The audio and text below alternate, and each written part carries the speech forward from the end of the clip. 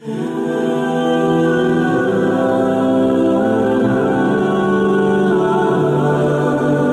تعالیٰ قرآن مجید میں ایک مقام پہ ارشاد فرماتا ہے وما اصابکم من مصیبہ فبما کسبت ایدیکم ویعفو عن کثیر، جو تمہارے اوپر کوئی مصیبت آتی ہے وہ تمہارے ہاتھوں کی کمائی ہے، تمہاری اپنی کرتوتوں کا نتیجہ ہے، اور اللہ تعالیٰ بہت ساری چیزوں سے درگزر فرماتا ہے۔ یہ اس کی کرم نوازی ہے کہ وہ درگزر فرماتا ہے اور کبھی کبھی گرفت کرتا ہے۔ اگر وہ ہر کوتاہی پر گرفت کرنے لگے تو قرآن مجید میں ایک دوسرے مقام پہ ارشاد فرمایا کہ لوگوں کے ظلم کی وجہ سے، بے جا کاموں کی وجہ سے اللہ اگر گرفت کرنے لگے تو زمین کی چھاتی پر ایک چوپایا بھی زندہ نہ بچ پائے۔ تو اللہ جل شانہ اپنے بندوں کو معاف بھی فرماتا ہے اور ان کی گرفت بھی کرتا ہے۔ پچھلی امتیں جب گناہوں میں مبتلا ہوتی تو ان کو تنبیہات کی جاتی، ان کو سمجھایا جاتا انبیاء علیہ السلام کے ذریعے سے، اور انہیں چھوٹے عذاب کے جھٹکے دے کر کے تنبیہ کی جاتی۔ لیکن جب وہ قومیں نہ سنبھلتی تو اللہ تعالیٰ جل شانہ ان کے اوپر عذاب استیصال نازل کرتا۔ عذاب استیصال یہ ہے کہ وہ قومیں وجود سے مٹا دی جاتی۔ اس امت پر اگرچہ یہ کتنے بڑے جرم ہی کیوں نہ کریں، ان پر عذاب استیصال نہیں آئے گا۔ اللہ کے محبوب صلی اللہ علیہ وآلہ وسلم کا پاکیزہ وجود اور حضور کی رحمت کی تنی ہوئی چادر ہمارے لیے بچاؤ کی ضامن بن جاتی ہے، اور ہم اللہ تعالیٰ کی طرف سے آنے والے عذابوں سے بچ جاتے ہیں۔ کفار مکہ نے باقاعدہ مطالبہ کیا، اے اللہ اگر تیرا یہ رسول سچا ہے فامطر علینا حجارۃ من السماء، تو آسمان سے ہمارے اوپر پتھر نازل کر۔ تو حضور صلی اللہ علیہ وآلہ وسلم کے رب نے کیا جواب دیا؟ وما کان اللہ لیعذبہم وانت فیہم، محبوب اللہ کی یہ شان نہیں ہے کہ تو ان کے اندر رہتا ہو اور میں ان پر عذاب نازل کروں۔ حالانکہ پچھلی امتوں پر عذاب نازل ہوا اور یہ امت خود عذاب مانگ رہی ہے۔ کفار نے عذاب طلب کیا لیکن کہا کہ محبوب تیری وجہ سے میں ان پر عذاب نازل نہیں کروں گا، اگر ان کی رحمت نہ ہو درمیان میں ابھی آگ لگ جائے دونوں جہاں میں۔ تو وہ عذاب استیصال جو قوموں کے وجود کو مٹا دیتا ہے، امت مصطفیہ پر، حضور علیہ السلام کے غلاموں پر وہ کبھی بھی نہیں نازل ہوگا۔ لیکن آزمائشیں، ابتلائیں اور سزائیں ان کو وقفے وقفے سے دی جاتی ہیں تاکہ یہ سنبھل جائیں اور اپنے اعمال کو درست کریں اور اپنا محاسبہ کریں۔ اگر وہ اس کے باوجود بھی نہ سمجھے تو اللہ تعالیٰ جل شانہ کی سخت ناراضگی کا موجب ہے۔ اہل ایمان پر جو ابتلائیں آتی ہیں، جو آزمائشیں آتی ہیں، اس پر جب وہ صبر کرتے ہیں اور اللہ کی طرف رجوع کرتے ہیں تو ان کو اس کا اجر اور اس کا صلہ دیا جاتا ہے۔ حضور نبی رحمت صلی اللہ علیہ وآلہ وسلم نے ارشاد فرمایا کہ مومن کے پاؤں میں کانٹا بھی چبھتا ہے تو وہ بھی اس کے گناہوں کا کفارہ بنتا ہے، وہ بھی اس کے لیے بہتری کا ضامن بن جاتا ہے۔ تو جو وبائیں آتی ہیں، تکلیفیں آتی ہیں، تو وہ اس کے لیے بہتری کی ضامن ہوتی ہیں۔ اسی لیے تو وباؤں سے جو اللہ پر یقین رکھتے ہوئے انتقال کرتے ہیں وہ شہید کے زمرے میں آتے ہیں۔ کتنا بڑا درجہ ہے شہادت کا، لیکن ان کو یہ نصیب ہوتا ہے۔ وہ اپنے آپ کا محاسبہ کرتے ہیں۔ کیسے ہمیں پتہ چلے کہ جو مصیبت ہمارے اوپر آئی ہے وہ سزا ہے یا ابتلا ہے؟ تو علماء نے کہا کہ جو وبا، جو مصیبت، جو تکلیف تمہیں پہنچتی ہے اس پر اگر تمہیں اللہ کی طرف رجوع نصیب ہوتا ہے تو وہ ابتلا ہے، اس سے تمہارے درجے بلند ہوں گے، تمہارے گناہ مٹیں گے۔ اور اگر ان آزمائشوں، ان امتحانات اور ان وباؤں کے باوجود بھی تمہارا اللہ کی طرف رجوع نہیں ہوتا اور تم اسی طرح اپنی زندگی کو گزارتے ہو جس طرح اس سے قبل گزارتے ہو، تو وہ تمہارے لیے سزا ہے۔ تو مجھے اور آپ کو اس موقع پر دیکھنا ہوگا کہ ہم کس مرحلے سے گزر رہے ہیں، ہماری کیفیت باطن کیا ہے، کیا یہ خوف و ہراس کا عالم اور یہ وبائی امراض اور اس وقت پوری دنیا کے اوپر جو کیفیت ہے وہ ہمارے لیے اللہ کی قربت کا سبب بن رہی ہے، رجوع اللہ کا ذریعہ بن رہی ہے، توبہ و استغفار کا سبب بن رہی ہے، ہم اللہ تعالیٰ جل شانہ کی قربت حاصل کرنے کے لیے کوشاں ہو گئے ہیں، یا کہ ہمارے رویے، ہمارا طرز زندگی اور ہمارا انداز معاشرت بالکل تبدیل نہیں ہوا اور ہم جس طرح کی زندگی پہلے گزار رہے تھے اس طرح کی ہی زندگی بسر کر رہے ہیں، تو پھر یہ ہمارے لیے سزا ہے، ورنہ ہمارے لیے ابتلا ہے، آزمائش ہے، امتحان ہے، اور ہم اس میں اللہ کی قربت کے ذریعے سے اللہ کی پناہ میں آ کے سرخرو ہو رہے ہیں، کامیاب اور بامراد ہو رہے ہیں۔ یہاں ہمیں دیکھنا ہوگا کہ اس وقت سسکتی انسانیت کے لیے ہمارا رویہ کیا ہے۔ کیا ہم نے اشیاء خورد و نوش سے لے کر کے ضروری ادویات تک اور انسانی ضرورت کے لیے اس وبا سے بچنے کے لیے جو ماسک پہنا جاتا ہے اس کو حصول زر کا ذریعہ بنایا، یا کہ ہم انسانیت کی خدمت کے لیے اس وقت میدان عمل میں موجود ہیں؟ تو ہم اپنے عمل سے، اپنے رویے سے اپنے آپ کو جج کر سکتے ہیں، اپنے آپ کو دیکھ سکتے ہیں۔ اقبال نے کہا تھا اپنے دل سے پوچھ، ملا سے نہ پوچھ۔ تو ہمیں اپنے اندر سے فتویٰ ملتا ہے ہم کس جگہ پہ کھڑے ہیں، تو ہمیں اس حوالے سے اپنے آپ کو دیکھنا چاہیے۔ اللہ تعالیٰ جل شانہ نے ہمیں اس ابتلا میں، اس آزمائش میں مبتلا کیا ہے، تو اس میں اس کی حکمت بالغہ کیا ہے ہم نہیں جانتے، لیکن ہم اس کی طرف ہی رجوع کر کے، اس کے حضور عجز کر کے، اپنے گناہوں کی معافی مانگتے ہوئے کثرت استغفار کے ذریعے سے اس میں کامیاب اور سرخرو ہونے کی کوشش کریں۔ اللہ جل شانہ کے محبوب علیہ السلام نے ہمیں مشکلات سے صبر کے دامن کو تھام کر گزرنے کی تلقین کی ہے، اور صبر اجر کا ضامن بنتا ہے، اور اگر بے صبری کے ذریعے سے اور واویلے کے ذریعے سے ہم وقت گزارتے ہیں تو تکلیف تو اس سے کم نہیں ہوتی، لیکن اجر برباد کر بیٹھتے ہیں۔ ہمیں ایسی مشکل گھڑیوں میں صدقہ و خیرات کے ذریعے سے اللہ کی قربت اختیار کرنے کا حکم دیا گیا۔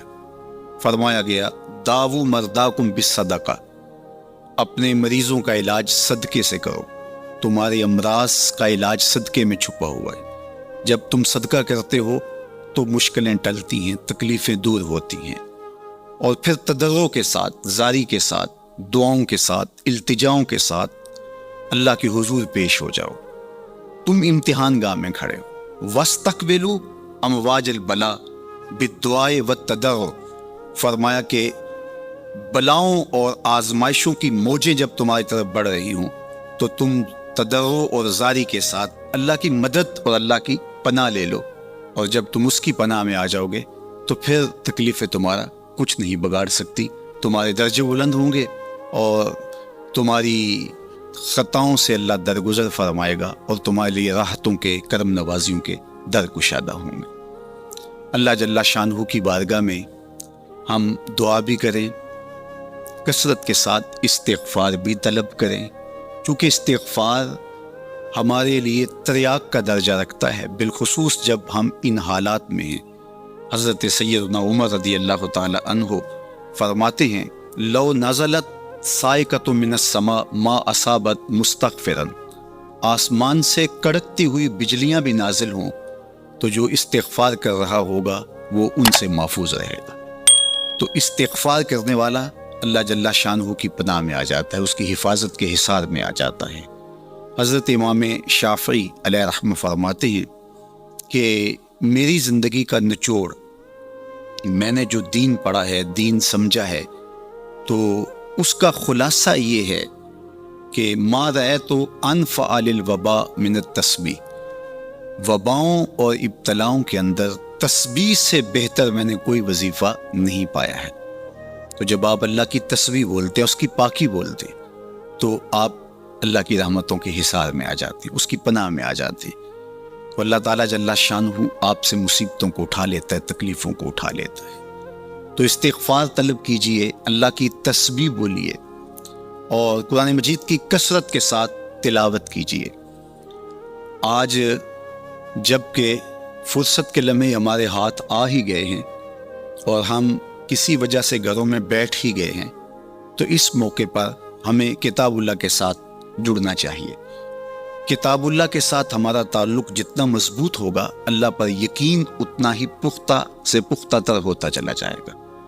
لیکن آج اگر سویر سے لے کر شام تک اور شام سے لے کر سویر تک ہم اپنا وقت یوں ہی برباد کر رہے ہوں اور ہمیں قرآن مجید کھول کر کے پڑھنے کی توفیق بھی میسر نہ آئے، تو پھر اس کا مطلب یہ ہے کہ ہم اس سزا کو کاٹ رہے ہیں، اس ابتلا سے اللہ کی قربت حاصل نہیں کر رہے۔ تو قرآن مجید کی تلاوت ہمیں اللہ کی قربت دیتی ہے، بلکہ ایک روایت میں آیا کہ جو شخص قرآن مجید کی تلاوت میں مشغول رہا اور اس مشغولیت کی وجہ سے اس کو دعا مانگنے کا موقع بھی نہ مل سکا، اللہ اس کو دعائیں مانگنے والوں سے زیادہ عطا فرمائے گا، چونکہ وہ اللہ کے کلام کے اندر مصروف ہو گیا۔ تو آج کل فرصت کے لمحات میں ہمیں اپنے بچوں کو بٹھا کر کے بھی ترغیب دینی چاہیے کہ وہ قرآن مجید کی تلاوت کریں، اور خود بھی قرآن مجید کی تلاوت اپنے معمولات میں شامل کرنی چاہیے۔ اور جتنے بھی یہ دن ہمیں میسر ہیں، اپنی روٹین اس حساب سے ہم بنا سکتے ہیں کہ قرآن مجید کے ساتھ ہم جڑ جائیں، اور اس کو اگر مفاہیم و مطالب کے ساتھ پڑھنے کا مزاج ہو، اور روزانہ 1 پارہ یا 2 پارہ اس کے مفاہیم کے ساتھ، اس کے مطالب کے ساتھ اگر پڑھنا نصیب ہو جائے، تو پھر قرآن مجید کے پیغام کو سمجھنے کا ہمیں موقع مل جائے گا۔ چونکہ یہ کتاب ہمارے آقا و مولا حضور ختم المرتبت صلی اللہ علیہ وآلہ وسلم کی وساطت سے ہمارے نام، ہمارے رب کا پیغام ہے، سندیسہ ہے ہمارے رب کا۔ ہمارے رب نے ہمیں کیا کہا ہے ہمیں سمجھنا چاہیے۔ دنیا کے کسی ایسے ملک سے میرے اور آپ کے نام کوئی خط ہو اور اس زبان میں ہو جو زبان میں نہیں جانتا، تو اتنی دیر تک میں چین سے نہیں بیٹھتا، آپ چین سے نہیں بیٹھتے جب تک اس کے مندرجات معلوم نہیں کر لیتے، اس میں خوشی کی خبر ہے یا کوئی غم کا قصہ ہے، یہ خط میرے نام کیا پیغام لے کر آیا ہے۔ تو صاحب یہ قرآن حضور کی معرفت ہمارے نام ہمارے رب کا خط ہے، تو ہمیں دیکھنا ہوگا کہ اس کتاب نے ہمیں کیا پیغام دیا ہے، اس کتاب کا حکم نامہ ہمارے نام کیا ہے، اور پھر ہم اس کتاب کو اپنی زندگی میں اتار کر کے اپنے شب و روز کے اندر شامل کر کے اس کی تعلیمات کو ایک پاکیزہ اور ستھرے مسلمان بن کے ابھر سکتے ہیں۔ تو اس موقع سے بھرپور فائدہ ہمیں حاصل کرنا چاہیے، اس کی تلاوت بھی کریں۔ خالی تلاوت بھی قرآن مجید کی تمہیں محرومیوں سے نکالے گی۔ حضرت اقبال علیہ رحمہ نے اپنے ایک دوست کو خط لکھا کہ قرآن مجید اگر مفاہیم و مطالب کے ساتھ تمہیں نہیں بھی پڑھنا آتا تو پھر بھی اس کی تلاوت کو معمول زندگی بناؤ، اس لیے کہ ناظرہ قرآن پڑھنے سے بھی قلب کا تعلق حضور کے قلب اطہر سے جڑتا ہے، حضور سے قربت نصیب ہوتی ہے اس کتاب کے پڑھنے سے، اس کی تلاوت کرنے سے، چونکہ یہ حضور کے قلب اطہر پہ نازل ہوا ہے، حضور کے سینہ اقدس پہ نازل ہوا ہے، تو اس سے تعلق حضور کے قلب اطہر کے ساتھ جڑنا ہے۔ اور ہمیں فرمایا گیا کہ راتوں کی تنہائیوں میں اٹھ اٹھ کے قرآن پڑھا کرو اور قرآن پڑھتے ہوئے رویا کرو، اور یہ بھی فرمایا گیا فَإِن لَمْ تَبْكُوا فَتَبَاكُوا، اور اگر رونا نہ آئے تو رونے کی کوشش کیا کرو، تکلف کے ساتھ اپنے اوپر وہ کیفیت طاری کرو کہ تمہاری آنکھیں آنسوؤں کا خراج دیں اس قرآن کو پڑھتے ہوئے۔ کیا یہ تصور تھوڑا ہے کہ جب تم قرآن پڑھ رہے ہو تو اس خیال میں ہو کہ میں اپنے رب کا کلام پڑھ رہا ہوں؟ فرمایا تمہارا رب سے ہم کلام ہونے کو جی چاہے تو قرآن کھول کے بیٹھ جاؤ، یہ رب سے ہم کلام ہونا ہے۔ حضرت داتا گنج بخش علی حجویری علیہ رحمہ سے ایک مرید نے کہا حضرت اگر رونے کی کوشش کریں تو پھر بھی رونا نہ آئے تو فرمایا پھر اپنے مقدر پہ رویا کرو، تم اتنے سنگ دل ہو گئے ہو کہ تم رونا بھی چاہتے ہو لیکن تمہاری آنکھیں آنسوں کا خراج نہیں دیتی۔ تو اس کتاب کے ساتھ جڑ کے، اس کتاب کے ساتھ وابستہ ہو کے، اس کے ساتھ تعلق خاطر قائم کر کے اپنی زندگی کو سنوارا جا سکتا ہے۔ یہ کتاب زندگی ہے، یہ نسخہ حیات ہے، نسخہ کیمیا ہے۔ فاش می گوئم آنکھ در دل مزمرست، این کتاب نیست چیز دیگرست۔ اقبال نے کہا اگر میں کھل کے بتا دوں جو میرے سینے میں پوشیدہ ہے، یہ کتاب نہیں، یہ کوئی اور ہی چیز ہے۔ یہ زندگی بخش ہے، یہ حیات آفری ہے۔ اس کا ایک ایک لفظ نور دیتا ہے، اس کا ایک ایک حرف اجالے بانٹتا ہے۔ بلکہ وہ لوگ جو اس کتاب سے زندگی حاصل نہیں کرتے اور اس کتاب کے ہوتے ہوئے بھی محرومیوں کا شکار ہے، تو بڑی خوبصورتی کے ساتھ اقبال نے تنقید کی اور سوئے ہوئے ضمیر جگانے کی کوشش کی۔ ببند صوفی و ملا اسیری حیات از حکمت قرآن گیری، با آیاتش ترا کار جزی نیست کیا یاسین او آساں بمیری۔ اقبال کہتے ہیں تو جاہل صوفی اور کاہل ملا کے ایسے پھندے میں پھنسا کہ تو نے قرآن سے زندگی تلاش نہیں کی۔ قرآن کی آیتوں سے تجھے صرف اتنا سروکار ہے، جب تیرے بوڑھے کی روح اٹک گئی تو سورہ یاسین لے کے بیٹھ گیا کہ میں اس کی تلاوت کروں اور اس کی روح آسانی سے نکل جائے۔ اقبال کہتے ہیں اس میں کوئی شک نہیں ہے، مرنے والے کو اس کا فائدہ ہوتا ہے، لیکن مجھے افسوس اس بات کا ہے کہ اس قرآن سے بھی تو نے مرنا ہی سیکھا، کاش اس قرآن سے جینا سیکھ لیا ہوتا۔ یہ تجھے زندگی کے کرینے سکھاتا، تجھے اسلوب حیات بتاتا، تجھے جینے کا طریقہ بتاتا، تجھے محمد عربی کی دہلیز پہ لے جاتا، تمہیں خدا کی قربت دیتا، خشیت الہی کے اجالے دیتا۔ یہ کتاب زندگی بخش اور حیات آفری تھی، تو نے کیوں اس کتاب کے ہوتے ہوئے اپنے آپ کو محرومیوں کے سپرد کر دیا؟ تو یہ موقع ہمیں ملا ہے زندگی کی گہما گہمی میں، زندگی کی چکا چون میں، سویر سے شام تک، شام سے سویر تک بھاگم بھاگ لگی تھی، تو کسی وجہ سے لمحے فرصت کے ہاتھ آ ہی گئے ہیں۔ تو آئیے ہم اپنا ربط کتاب اللہ سے جوڑیں، قرآن سے جڑ جائیں اور اس کی تلاوت کو شعار زندگی بنا لیں۔ گر تو می خواہی مسلمہ زیستن نیست ممکن جز با قرآن زیستن۔ اگر تو مومن بن کے، مسلمان بن کے جینا چاہتا ہے تو قرآن کے بغیر تیرا ایک لمحہ بھی نہیں بیت سکتا۔ تو اس کتاب کے ساتھ ہمیں وابستہ ہونا چاہیے، روزانہ 1-2 پارے خود بھی پڑھنے چاہیے اور اپنے بچوں کو بھی اس کی ترغیب دینی چاہیے۔ روزانہ ہماری صبح کا آغاز تلاوت کلام مجید سے ہو تو زندگی کتنی خوشگوار، پر نور، تاباں اور منور ہوگی۔ تو اس موقع پر میں مشورہ دوں گا اپنے جملہ ناظرین سے، سامعین سے، کہ وہ کتاب اللہ کے ساتھ جڑ جائیں اور یہ کتاب دیکھنا کہ کیسے موتی اچھال کے تمہاری گود میں ڈالتی ہے۔ یہ دنیا کی واحد کتاب ہے جو اپنے قاری کو اس کے نفسیات کے مطابق، اس کے مبلغ علم کے مطابق، اس کے ظرف کے مطابق اس کو عطا کرتی ہے۔ دنیا کی کتنی کتابیں ہیں جو ایک عام شخص کے لیے تو دلچسپ ہیں، لیکن جو علم کی بلندیوں پر اڑ رہا ہے تو اس کے لیے اس کتاب میں کچھ بھی نہیں ہوتا۔ اور کتنی کتابیں ہیں جو اہل علم کے لیے تو سرمایہ ہیں، لیکن جو نچلے درجے کا عام شخص ہے اس کو اس کی سمجھ ہی نہیں آتی۔ لیکن قرآن ایک ایسی کتاب ہے، اس کو جس طبقہ زندگی سے تعلق رکھنے والا پڑھے، چاہے وہ ایک عام شخص ہو اور چاہے وہ بہت بڑا مدقق ہو، جو بھی پڑھے قرآن اس کو اس کے ظرف کے مطابق فیض دیتا ہے۔ ہم ہوئے، تم ہوئے کہ میر ہوئے، اس کی زلفوں کے سب ہی اسیر ہوئے۔ یہ اس کتاب کا اعجاز ہے، اس کتاب کا کمال ہے، اور یہ اپنے پڑھنے والوں کے لیے آسان ہے، رشد و ہدایت کی ضامن ہے اور اللہ کی قربت کا ذریعہ ہے، ہمیں زندگی گزارنے کا اسلوب دیتی ہے اور حیات آفرین کتاب ہے۔ تو اس کے ساتھ ہمیں جڑنا چاہیے اور اس موقع سے ہمیں بھرپور فائدہ حاصل کرنا چاہیے۔ ایک بات میں یہ بھی عرض کرنا چاہوں گا کہ اس موقع پر خاص طور پہ ہمیں تھوڑا سا اپنا محاسبہ کرنے کے لیے بھی وقت مل گیا ہے۔ بھاگ دوڑ کے اندر سویر سے شام تک ہمیں اپنے آپ پر غور کرنے کا موقع نہیں ملا اور مقصد حیات کو سمجھنے کی فرصت نہیں ملی۔ ہم کیوں آئے تھے دنیا پر؟ مقصد زندگی کیا تھا؟ کیا رزق کمانا ہی مقصود حیات تھا؟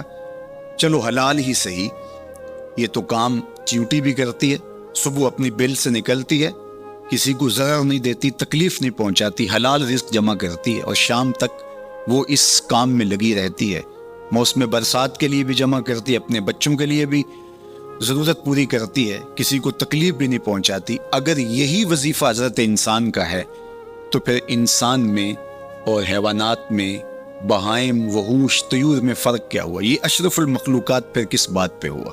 تو کیا یہ انسان کے لیے باعث شرف ہے؟ نہیں، انسان کے لیے شرف کا سبب کوئی اور ہے۔ اس نے اپنے مقصد کو سمجھنا تھا، آنے کے مقصود کو جاننا تھا، اور جو اپنے مقصود زندگی کو ہی نہیں سمجھ پایا تو قرآن نے ایک مقام پہ ارشاد فرمایا، من کان فی ہذہ اعمی فہو فی الآخرۃ اعمی، جو اس دنیا میں اندھا رہا کل قیامت کے دن بھی نابینا اٹھایا جائے گا۔ اس سے ان آنکھوں کی بے نوری مراد نہیں ہے، وہ تو حدیث پاک میں آتا ہے جو آنکھوں سے آزمایا گیا، ان دو محبوب چیزوں سے آزمایا گیا، تو اس کو اللہ تعالیٰ اس کے بدلے میں قیامت کے دن اجر دے گا، صلہ دے گا۔ دنیا کے اوپر اگر کسی کو بینائی نہیں دی گئی تو کتنی بڑی آزمائش ہے، جہاں اندھیرا ہے، کائنات کی رنگینیاں، خوبصورتیاں، کائنات کا جمال، یہ کیا کچھ ہے کائنات کے اندر، لیکن وہ کچھ نہیں دیکھ پایا۔ اب وہ ایک عجیب اذیت سے تو گزرتا ہے لمحہ لمحہ، تو اس کا صلہ اس کو اس کے بدلے میں آخرت میں دیا جائے گا۔ تو یہ نہیں کہ دنیا کے اوپر نابینا تھا کوئی، ان ظاہری آنکھوں میں روشنی نہیں تھی، تو قیامت کے دن بھی نابینا اٹھایا جائے، اس کا کیا قصور؟ اس سے مراد دل کا نابینا ہونا ہے، جو اس دنیا میں اندھا رہا، جس کے دل نے اللہ کی معرفت کا نور نہ پایا، جو مقصد زندگی نہ سمجھ پایا، جو مقصد زیست نہ سمجھ پایا، میں دنیا پہ آیا کیوں تھا۔ وہ کیا خوب کہا تھا اکبر الہآبادی نے، کیا بتائیں احباب کیا کار نمایاں کر گئے، بی اے کیا، نوکر ہوئے، پینشن ملی اور مر گئے۔ زندگی کا یہ مقصد تو نہیں ہے۔ تو زندگی کسی کام کے لیے ہم اللہ کی معرفت حاصل کریں، اپنی زندگی کے مقصود اور مدعا کو سمجھیں کہ ہم کیوں تخلیق کیے گئے، اور ہمیں فہم و فراست اور عقل و خرد سے کیوں نوازا گیا۔ تو وہ مقصد اگر ہم نے نہیں پایا تو اس موقع پہ ہمیں اپنا محاسبہ کر کے غور کرنا ہوگا اور اپنی زندگی کی راہوں کو درست کرنا ہوگا۔ اللہ کی حضور رجوع کریں، سچی توبہ کریں۔ آج یہ تھوڑے سے حالات دیگر گم ہوئے اور موت آنکھوں کے سامنے رقص کرتی ہوئی نظر آئی۔ ابھی تو ہم نے سوشل میڈیا پہ مختلف لوگوں کی موت کے رقص کو دیکھا، ہم نے الیکٹرانک میڈیا کے اوپر مختلف ممالک کی خبریں دیکھیں اور دل لرزنے لگے، اور جب اپنی آنکھوں کے سامنے ان لوگوں نے یہ مناظر دیکھے ہوں گے تو کیا عالم ان کا ہوگا، اور کیا کیفیت ان پر بیتی ہوگی، اور کس کرب سے، کس اذیت سے وہ گزرے ہوں گے۔ اور ہزاروں انسانوں میں سے کوئی ایک شخص آغوش موت میں اترا، اور اس کی سسکیاں اور آخری لمحے، اس کی تڑپ اور اس کی بے چینیاں اور اس کے خاندان کی محرومیاں اور ان کی آنکھوں سے برستے ہوئے آنسو دل لرزا دیتے ہیں۔ تو ذرا 2 لمحوں کے لیے تصور کر لیجئے کہ اربوں انسان ہیں، تو چند ہزار لوگ آغوش موت میں اترے تو ہمارا وجود لرزنے لگا، تو وہ لمحہ کتنا دردناک ہوگا جب یہ زمین بھی لپیٹی جا رہی ہوگی، جب آسمان بھی لپیٹا جا رہا ہوگا، اور ہر ذی روح اس دنیا سے رخصت ہو رہا ہوگا، اور خوف قیامت اور قیامت کا وہ زلزلہ، وہ جھٹکا، اپنے اطراف میں دائیں بائیں آگے پیچھے لاشیں گرتی نظر آئیں گی، اور پھر جسموں کے پرزے اڑتے ہوئے دکھائی دیں گے۔ اذا زلزلت الارض زلزالها واخرجت الارض اثقالها وقال الانسان ما لها یومئذ تحدث اخبارها۔ وہ داروگیر کے لمحے، وہ ایک خوفناک چنگھاڑ اور چیخ، وہ اتنا دردناک لمحہ ہوگا کہ ہول قیامت سے پیدا ہوتے ہوئے بچے کے بال سفید ہو جائیں گے، وہ اتنا دردناک لمحہ ہوگا۔ تو وہ لمحہ بھی آنے والا ہے، اور ہم سب لوگ آغوش موت میں اترنے والے ہیں۔ اگر اس وبا سے میں اور آپ بچ کے نکل بھی جاتے ہیں تو کیا موت سے ہم بچ پائیں گے؟ تو یہ ہمارے لیے ایک جھنجھوڑنے کا لمحہ ہے، ہمیں تنبیہ کی جا رہی ہے، یہ تازیانہ عبرت ہے ہمارے لیے، اور ہم اپنی آخرت کی بہتری کے لیے کوشش کر لیں اور دیکھیں کہ یہ لمحات زندگی کے اور یہ گھڑیاں جو آج ہمیں میسر ہیں، ایک وقت آئے گا یہ بھی میسر نہیں ہوں گے، اور اگر آج ہم نے عبرت حاصل نہ کی تو پھر سوائے ہاتھ ملنے کے کچھ نہیں ہوگا۔ وہ ایک فقیر تھا، بازار سے گزر رہا تھا تو لوگوں کو دنیا میں کھوئے ہوئے دیکھا تو دل میں رحم جاگا، تو ان کو سمجھایا کہ یہ سب کچھ دنیا ہی نہیں ہے، اس دنیا کے بعد بھی کوئی جہاں ہے، تم نے کسی کے حضور پیش ہونا ہے اور اپنے اعمال کی جواب دہی تمہارے کندھوں پہ ہے، تو آؤ اپنی آخرت کو یاد کرو اور اپنے رب سے تعلق جوڑ لو۔ لوگوں نے کہا جا بابا کام کر، تجھے کیا پتا کہ دنیا کی لذتیں کیا ہیں اور ہم کس کام کاج میں لگے ہیں، جا اپنا کام کر۔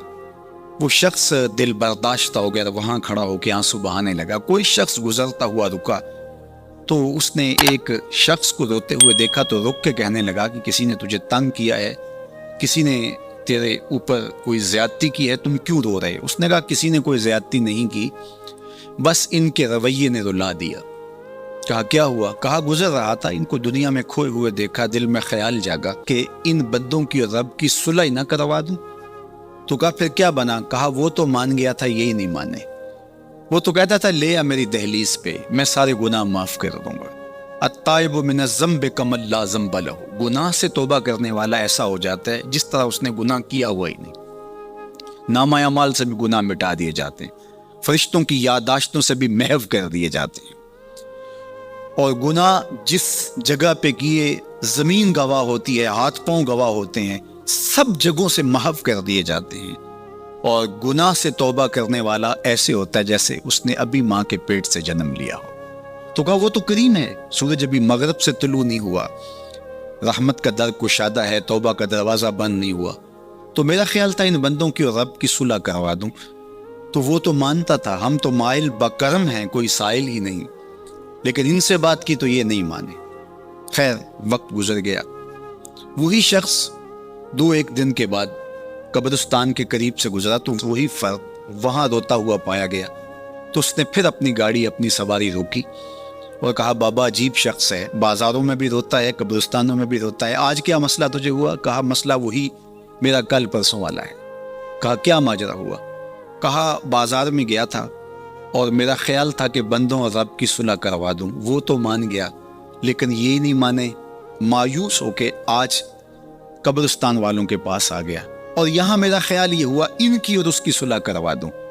تو بڑی دلچسپی سے پوچھا کہ آج کیا بنا؟ کہا آج یہ مان گئے وہ نہیں مانتا۔ تو قبل اس سے کہ ہم مانے، یا لیتنی قدمت لحیاتی، ہائے میں نے یہ زندگی آخرت کے لیے آگے بھیج دی ہوتی، لیکن وقت بیت چکا ہو۔ تو آج وقت ہے، وقت پر کافی ہے ایک قطرہ بھی آب خوش ہنگام کا، جل گیا جب کھیت برسا می تو پھر کس کام کا۔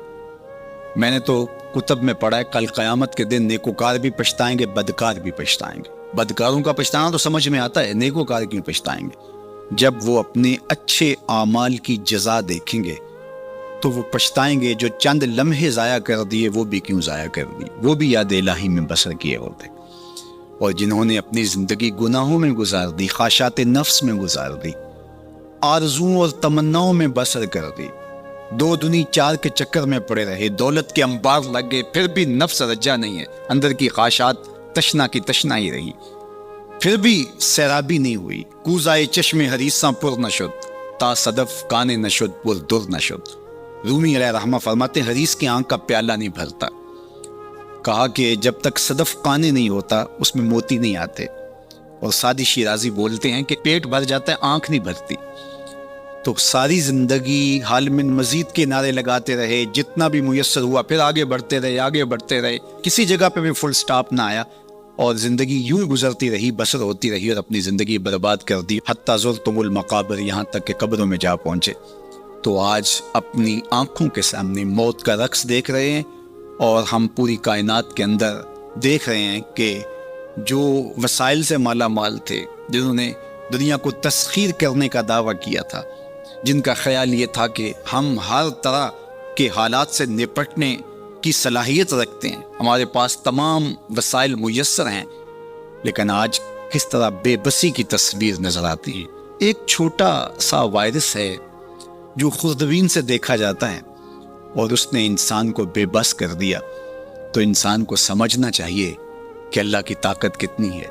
ایک تو قیامت کے دن جب لوگ آغوش موت میں ہوں گے اور بڑے بڑے متکبرین، سرکش، متمردین، بادشاہ، شہنشاہ، کج کلا آغوش موت میں ہوں گے، تو اللہ تعالیٰ فرمائے گا آج کس کی بادشاہی ہے؟ تو کوئی نہیں بول سکے گا۔ اللہ فرمائے گا انا المالک، میں بادشاہ ہوں۔ فرمائے گا این المتکبرون، تکبر کرنے والے کہاں ہیں؟ تو کہاں ہوں گے تکبر کرنے والے؟ کچھ سر اٹھانے کے قابل نہیں ہوگا۔ اللہ فرمائے گا میں ہوں متکبر، کبریائی مجھی کو زیبا ہے۔ تو یہ کل جو ماننا ہے تو اچھا نہیں کہ آج ہی مان لیں اور اپنی زندگی کو اس کی راہوں پہ لگا لیں۔ تو یہ مختصر زندگی اللہ کی امانت ہے۔ اللہ جل شانہ ہمیں اس زندگی کو اس کے راستے میں لگانے کی توفیق دے۔ یہ آزمائش کی گھڑیاں، یہ سزا کے جھٹکے، یہ عبرت کے تازیانے، یہ ہمارے سمجھانے کے لیے ہوتے ہیں۔ حضرت امام غزالی فرماتے ہیں یہ ڈوبتا ہوا سورج روز ہمیں بتاتا ہے کہ میاں زندگی پائیدار نہیں ہے، ایک دن تمہاری زندگی کا سورج بھی ڈوب جانا ہے۔ یہ پھیلی ہوئی قبریں، یہ جوانی سے بڑھاپے کی طرف بڑھتے ہوئے لوگ، یہ اٹھتے ہوئے جنازے، یہ سب کچھ تمہیں بتاتے ہیں۔ تم سمجھو اور اپنی زندگی کو خیر کی راہوں پہ ڈال لو۔ آج لمحہ ہے زندگی کا موجود لمحہ، اور آج کا پچھتاوا کل کی بہتری کی ضمانت ہوگا۔ کل کا پچھتاوا سوائے حسرت بڑھانے کے اور کچھ نہیں ہوگا۔ اللہ مجھے آپ کو زندگی کی اچھائیاں نصیب فرمائے۔ اج سا بھی نے کھلے راہ بھی نے، انج ٹوک انوکھڑے ٹوک دے نہیں، ٹر پویں تے پینڈے مک جاندے، گھر بیٹھیاں فاصلے مک دے نہیں۔ تو آج ایک ایک قدم بھی چلیں گے تو منزل تک پہنچ جائیں گے، لیکن کل یہ قدم شل ہو جائیں گے، یہ زبان بولنے سے بند ہو جائے گی۔ یہ دارالعمل ہے، وہ دارالجزا ہے، پھر دارالجزا میں عمل نہیں ہوگا، پھر پچھتاوا، پھر ڈاڈا پچھتاوا، سخت پچھتاوا، حسرت پہ حسرت، دکھ، اذیت۔ ہائے کوئی چیخ چیخ کے کہتا تھا میں اس کی بات مان لیتا، میرے گھر میں قرآن پڑھا تھا میں کھول کے دیکھ لیتا، میں مصلحین کی بات سن لیتا، میں اٹھتے ہوئے جنازوں سے کچھ سمجھ لیتا، میں قبرستانوں میں جاتا، ٹوٹی شکستہ قبریں مجھے کوئی کہانی سنا رہی تھی جن کا طوطی بولتا تھا، پھر ان کی قبروں پہ خاک بھی اڑتی میں نے دیکھی، لیکن میں نے کسی سے عبرت حاصل نہ کی۔ میں نے سمجھا کہ یہ جوانی ہمیشہ رہے گی، یہ زندگی ہمیشہ رہے گی، لیکن سارا خواب تھا ٹوٹ کے بکھر گیا۔ تو آج پچھتاوا ہے، تو کل جو پچھتانا ہے تو آج ہی پچھتا لیں اور اپنی زندگی کو اللہ اس کے رسول کی راہوں پہ لے آئیں۔ اللہ مجھے آپ کو اپنی راہوں کا مسافر رکھے اور زندگی کو حضور علیہ الصلوۃ والسلام کی اطاعت کے فرما برداری کے دائرے میں لے آئیں۔ وآخر دعوانا ان الحمد للہ رب العالمین، الحمد للہ رب العالمین، والصلاۃ والسلام علی اشرف الانبیاء والمرسلین۔ اللہ اٹھے ہوئے ہاتھ، پھیلی ہوئی جھولیاں اپنی رحمتوں سے بھر دے، بخت کی بہاریں نصیب فرما دے، مقدر کی خزائیں رخصت کر دے، جئیں تو تیرے لیے، مریں تو تیرے دین کے لیے، زندگی کی آخری ہچکی تک تیرے رسول کے وفادار رہیں، ہر علت، ہر قلت، ہر ذلت سے رہائی عطا کر دے، اپنے محبوب کے در کی گدائی عطا کر، نفس و شیطان کے مکر و فریب سے، دجل و تلبیسات سے ہماری حفاظت فرما۔ اے اللہ ان وباؤں سے نجات عطا کر دے۔ اے اللہ تیری مخلوق تڑپ رہی ہے، سسک رہی ہے، میرے مالک اپنی مخلوق پہ رحم فرما اور اپنا خاص کرم فضل ان پہ نازل کر دے۔ اے اللہ اس وبائی مرض سے نجات عطا کر دے، اپنا خاص کرم فضل اللہ امت مسلمہ کا مقسوم کر دے۔ اللہ میرے وطن کی خیر فرما، میرے ملک کو امن کے اجالے عطا کر دے۔ اللہ میرے ملک کی معیشت کو جمال عطا کر دے، خیر، خیریت، برکت، رحمت اور راحت ہمارا مقدور کر دے۔ اٹھے ہوئے ہاتھ خالی نہ موڑنا، پھیلی ہوئی جھولیاں اپنی رحمتوں سے بھر دے، ساری زندگی اپنی چوکھٹ کا فقیر رکھنا، اپنی دہلیز کا نوکر رکھنا، کبھی کسی کا محتاج نہ کرنا، ہمیشہ اپنی چوکھٹ کا فقیر رکھنا۔ اللہ ہم تیرے عاجز، ناتواں، کمزور بندے تیری دہلیز پہ ہاتھ پھیلائے، جھولیاں پھیلائے تیری رحمت کی بھیک مانگ رہے ہیں۔ میرے مالک اپنے کرم سے ہماری جھولیاں اپنی رحمتوں سے بھر دے، اس وبائی مرض سے اہل وطن کو، پورے عالم کو نجات عطا کر دے۔ اے اللہ اس مرض کو دور کر دے، اس کو ہواؤں میں اڑا دے، دنیا کے افق سے اس کو غائب کر دے۔ اللہ جو موجود ہے اس کے لیے اپنے کرم سے دوائیں نصیب فرما۔ اے اللہ اپنا خاص کرم فضل اس وطن پاکستان کے شامل حال فرما، جو مسیحا قوم کے اس وقت اس بیماری کے ساتھ نبرد آزما ہیں اور مشکل حالات کے اندر مریضوں کی دیکھ بھال کر رہے ہیں۔ اللہ ان ڈاکٹرز کو حفاظتوں کے حصار میں رکھنا۔ ہماری پاک فوج، ہماری پولیس اور ہمارے ادارے جس طرح اس مشکل گھڑی میں قوم کے ساتھ آ کھڑے ہوئے، اپنی جانوں کو ہتھیلیوں پہ رکھ کے، اے اللہ ان کی حفاظت فرما، ان کے اہل و عیال کی حفاظت فرما، ان کے بچوں کی حفاظت فرما، ان کی نسلوں کو خوشبودار رکھنا اور اپنی پناہوں کا حصار عطا کرنا۔ اللہ میرے وطن میں نظام رسول کی بہاریں پیدا کر دینا۔ اللہ خیر اور بھلائی مقسوم کر دینا۔ اے اللہ سسکتی انسانیت کا یہ درد دیکھ کر کے دنیا کے جو کارپرداز ہیں ان کو یہ سوچنے کی توفیق دے کہ کشمیر میں، القدس میں اور دیگر بلاد اسلامیہ کے اندر سسکتی انسانیت کیسے وقت کاٹتی ہے، اور دنیا کے اوپر امن کے لیے پائیدار کوششیں کرنے کی توفیق عطا فرما۔ اللہ ہمارے اٹھے ہوئے ہاتھ خالی نہ موڑنا۔ جملہ ناظرین کی جتنی دعائیں ہیں اللہ اپنے کرم سے مستجاب فرمانا۔ بے اولادوں کی جھولیاں اولاد سے بھر دینا، دکھیوں کے دکھ دور فرمانا، پریشان حالوں کی پریشانیاں دور فرمانا، بیماروں کو شفا عطا کر دینا، بے اولادوں کی گودیاں اولاد سے ہری کر دینا، انہیں اولاد نرینہ بھی بخشنا، اولاد مادینہ بھی بخشنا، اور ان پر اپنی خاص رحمات کا نزول کر دے۔ وصلی اللہ تعالی علی النبی الامین وعلی آلہ واصحابہ اجمعین۔